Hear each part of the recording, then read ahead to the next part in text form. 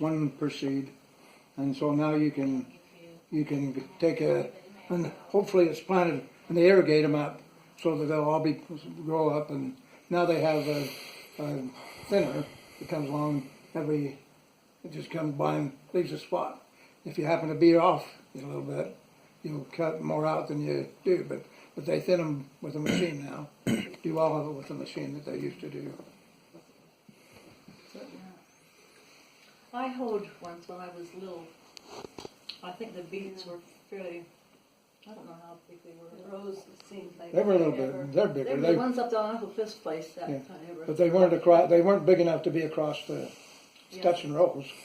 Well, there were several of us: Mary Lou and Marilyn and Fern and Leah and Ann and Ivy and Delsa.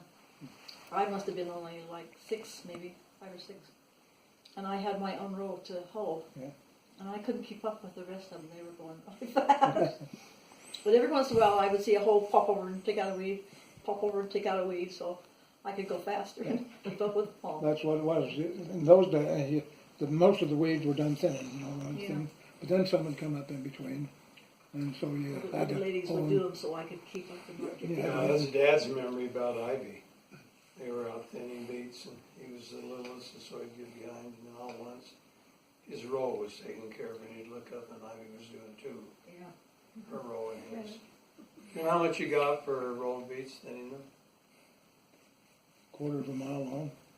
18 cents. That's a really Christ-like sort of story in there with Ivy. No, it's starvation. It's a story of survival. In those years, it was World War II, and they could not get a lot of things, and so they had their own eggs. Dad butchered the animals. They saved all of their garden seeds. They would save bean seeds, and they let them dry. And they had a big garden, and they had fruit trees, and they were just taking care of themselves. And they were taking care of our relatives in England. Who were being bombed. And so we learned. You just learn to get by with stuff. And so I had this old Mackinac coat that every single person in our family had worn once before. I got the good ones. Oh, you were. The buttons were off, and so I had this big, huge pin. I used to get Ivy, I used to get her hand-me-downs. And she had an odd odor, and I just hated to wear her. And I wouldn't do it. And Mother said, "Why don't you wear that? This is a really nice outfit." I said, I know, but I can't stand the smell. And she never made me wear them anymore. I noticed that there was always something strange about Ivy. Well, they didn't have indoor laundry, No, they had, you know when they had indoor plumbing? Jim and I helped them in 1955. That was when they had the toilet and their tub put in. And then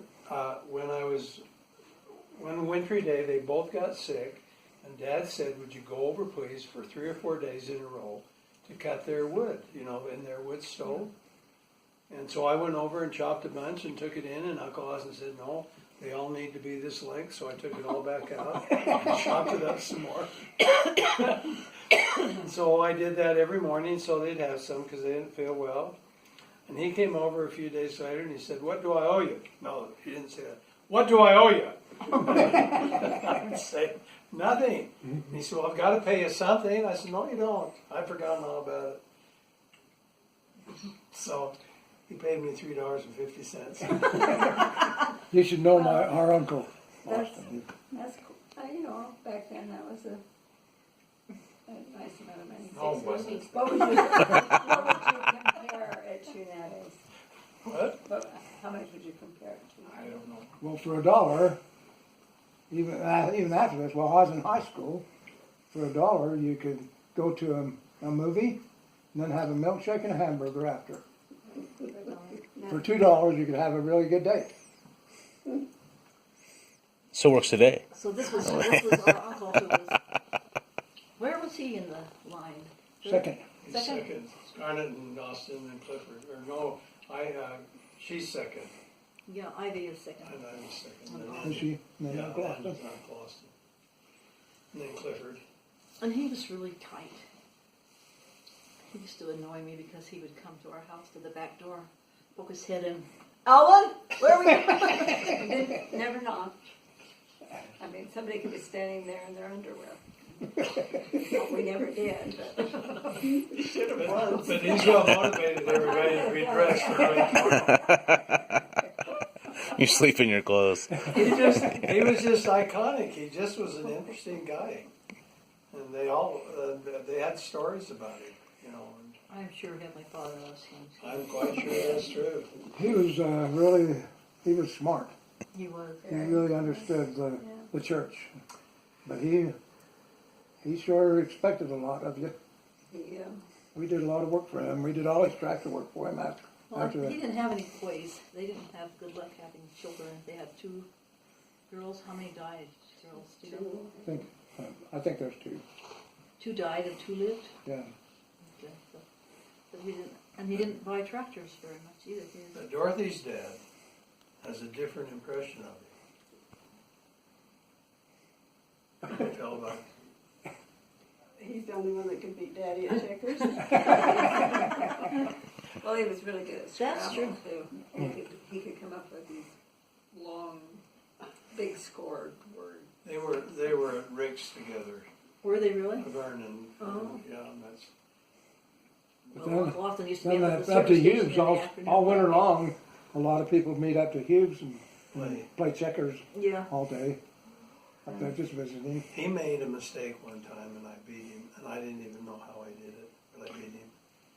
He came over the next day and said, "Okay, let's play again." Wasn't gonna have that.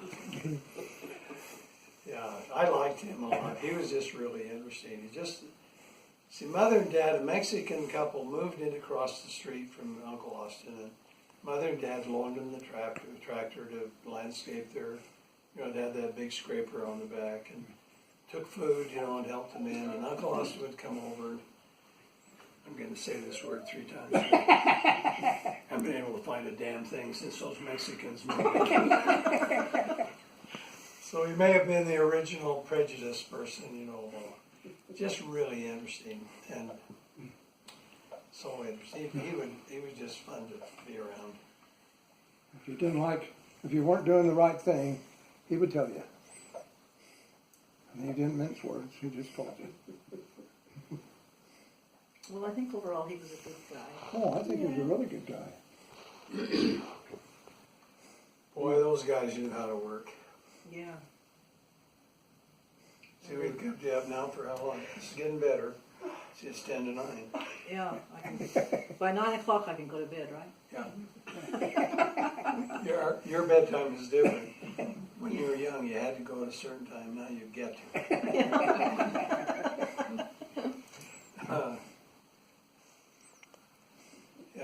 No, and then in my opinion, the blessings for the kind of life that we were reared in far outweigh whatever inconveniences. I was extraordinarily naive. I was uninformed a lot about the world, and there were a lot of embarrassing moments for me because my view of the world was so Square. Small. whatever, shallow or uninformed Yes. and so on. We were all like that, though. Everybody was, except for maybe 1 or 2 people. So I was grateful to learn things like how to eat right and so on. In return for that, here's memories for us. We had a green porcelain pitcher and a green porcelain cereal bowls. And Mother would serve the cereal, hot cereal, and we'd put cream on them in this pitcher. And then she'd sit down and start telling a story. And then she'd tell about it. We'd get all emotional. And we're all, in that whole thing. And it went on for 15 minutes and our cereal was cold. Is that not true? Can you remember those? I don't really remember the cereal. I don't I remember that remember the part. picture, the shape of it. It was kind of forward. Why couldn't you eat the cereal during the emotional story? No. She I read remember a the book. picture, but I don't She remember read the a story. book called Little Britches. I'll never forget it. And she told the story about this boy, this father and this son were apparently West Virginia types or whatever. And he came home one day and he had red welts on his legs. And so the boy, his father asked the son and he said, well, the teacher beat me today. So then in the story, mother's telling the story. And when Little Britches got up the following morning, he said, where's Dad? And she said, he's home. When he came home, his knuckles were rubbed raw. And the teacher didn't show up, to school for 2 days. My mother is telling this story about this father beating up the teacher and weeping, and we're all going. And that's what she was like. She could tell that and at least me, captivate me, and I'm thinking, I'll never forget those bowls in that picture. I remember laying in bed early in the morning and having to tell stories about growing up in Ogden. You? I don't In remember Ogden? laying in bed, but I remember. Well, we used to go, when Dad would get up earlier and he would go out to milk or whatever, and we'd hurry and sneak into bed and climb in bed with her, Oh, yeah, and she'd tell and us she'd tell stories. us stories. Yeah. Boy, was she a good storyteller. Yeah, she was a great storyteller. We'd So- say, tell us this one again, tell us this one.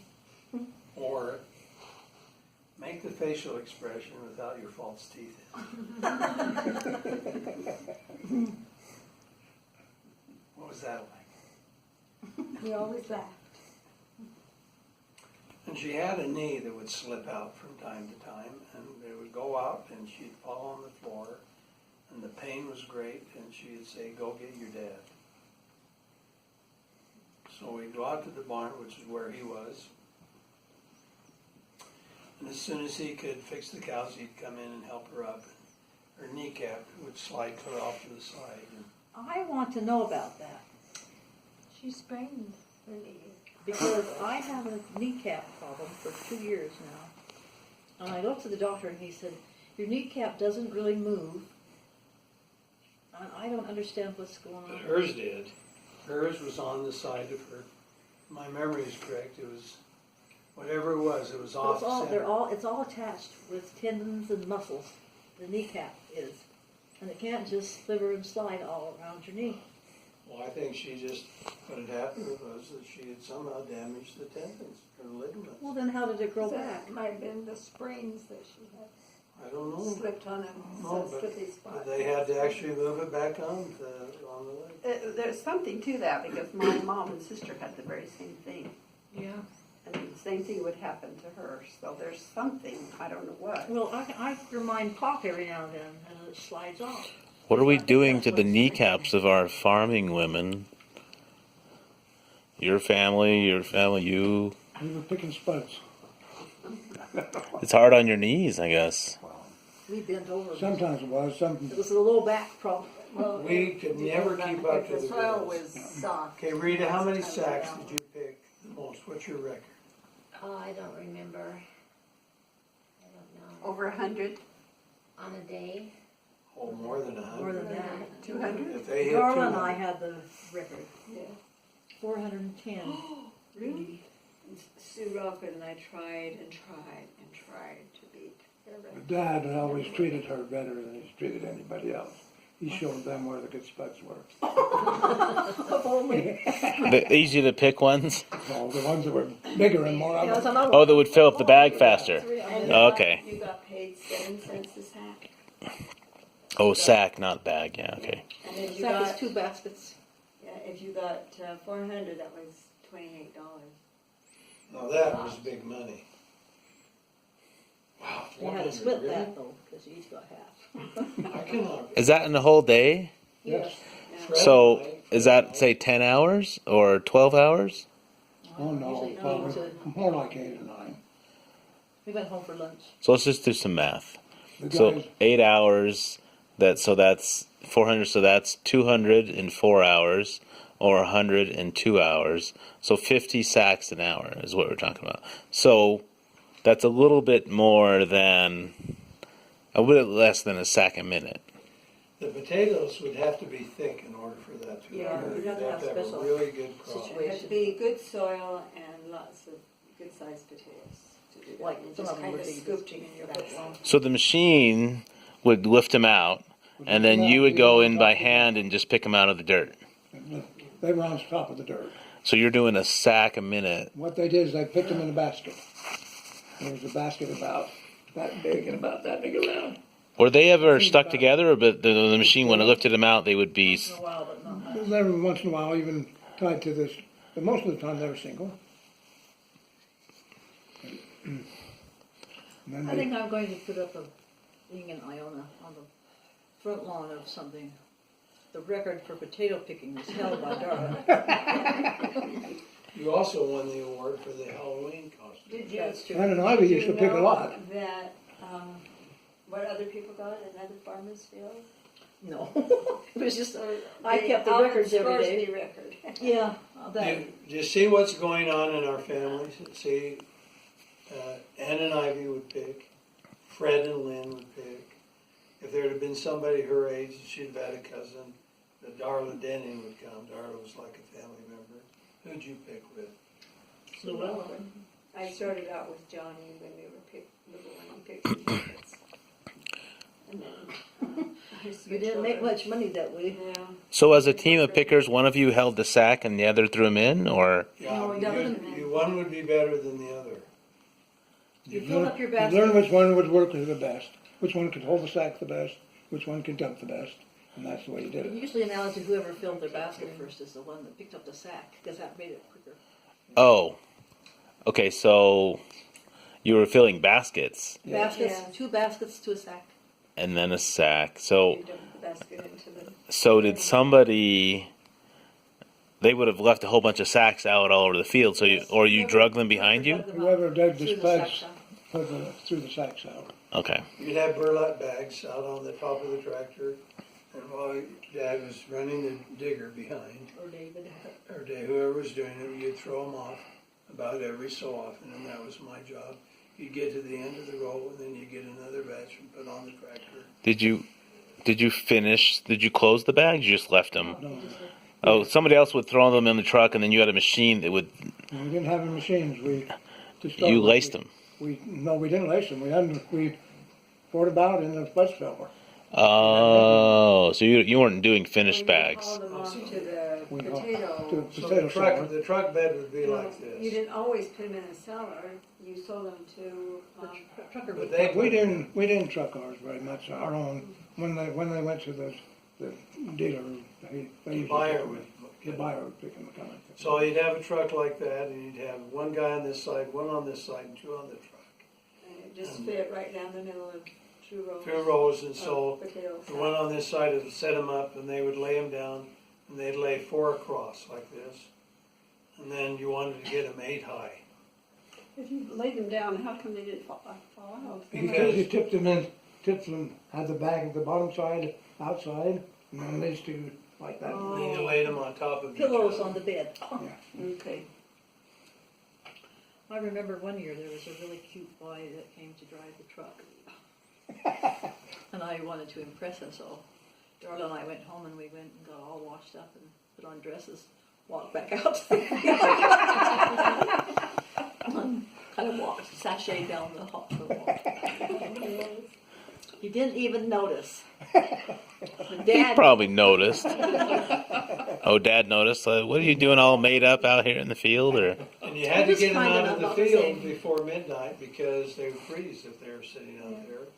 So sometimes you'd be bucking potatoes until 12 o'clock at night.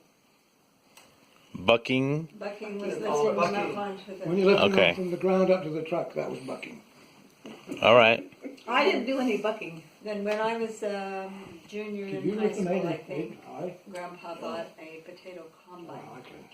That was the best. They must have been small And sacks. six people, 3 on one side and 3 on the other of the conveyor belt, and the potatoes would come up over. You pulled off the vines and Saws. saw and clods, whatever, dirt, and they would go up the conveyor belt into a truck that was driving along by the side of No more sacks. them. No more No more sex.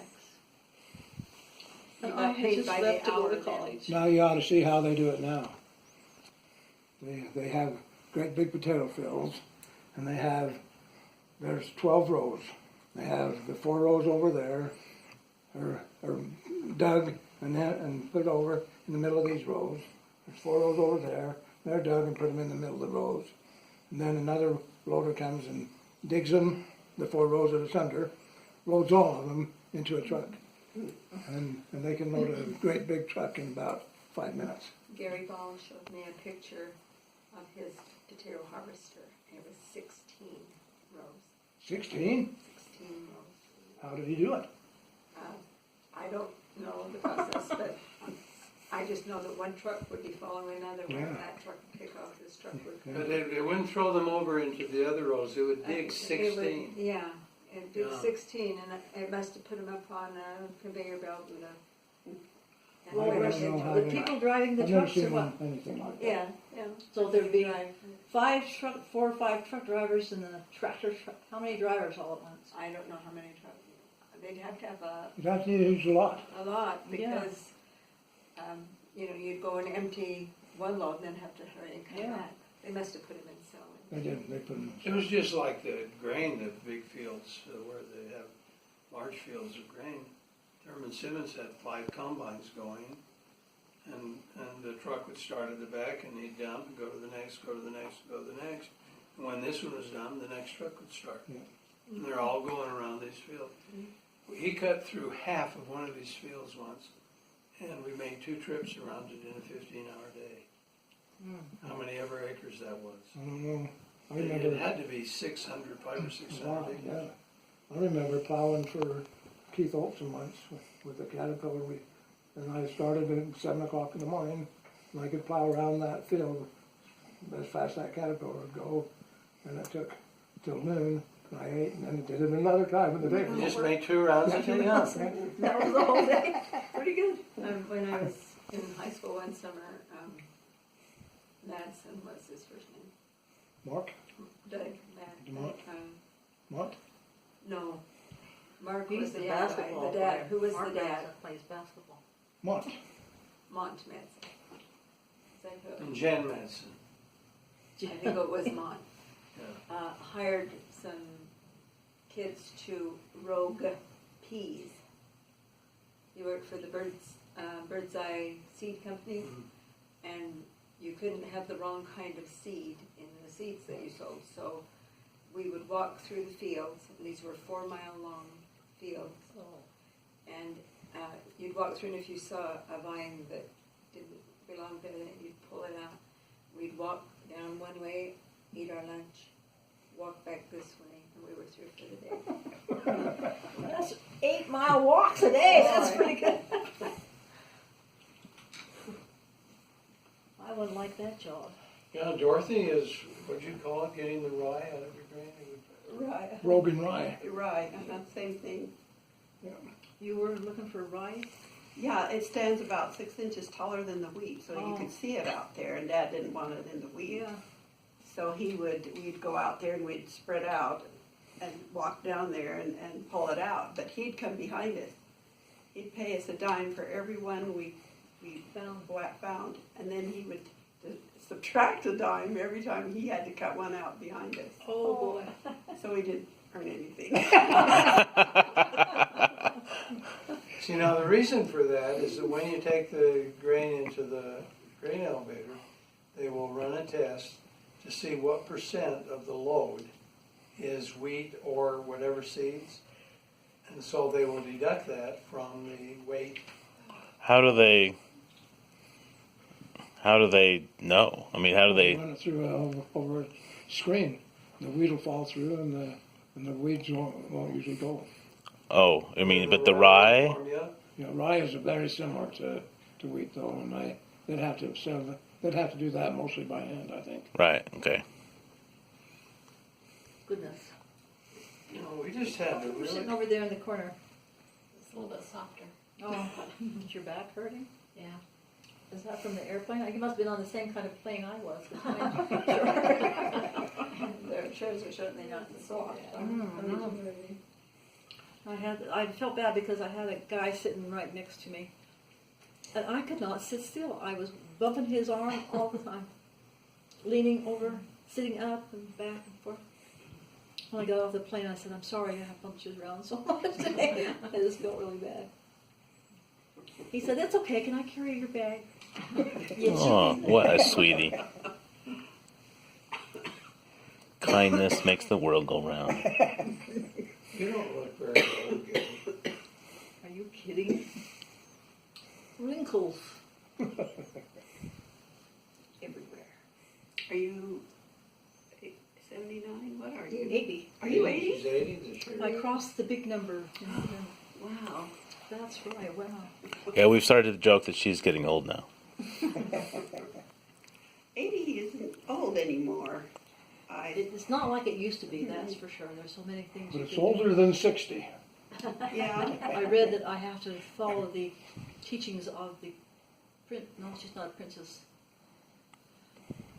Who is the English girl that just got married, Megan? She's making money now off of Americans because she developed some kind of skincare stuff. And the English are very upset with her because she's making money for herself and not for the British. Yes, but it does a very good job to keep the wrinkles off your face, so I gotta go find some. Lots of products that they advertise. We got lots of English, Climate Plus Pro. lots of English blood in you. It should work.